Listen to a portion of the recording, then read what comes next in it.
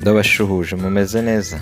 Uyu munsi twaje kurebera hamwe amakositimu akunzwe kurusha ayandi. Reba iyo ukunda muduhamagare kuri iyo nimero ubona kuri sikirini yawe. Aya makote nta handi wayasanga usibye muri Olivier Fashion and Decoration, aho twambika abageni tugakora dekorasiyo z'ubwoko bwose. Mutugane tubakorera ku giciro cyiza utasanga ahandi. Olivier Fashion ni igisubizo kuri mwe mwese mushaka kwambara mukaberwa. Murakoze. Ndabashuhuje mumeze neza.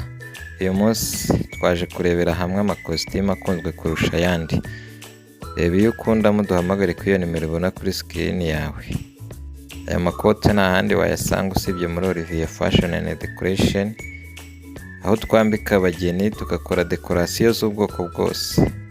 Mutugane tubakorera ku giciro cyiza utasanga ahandi.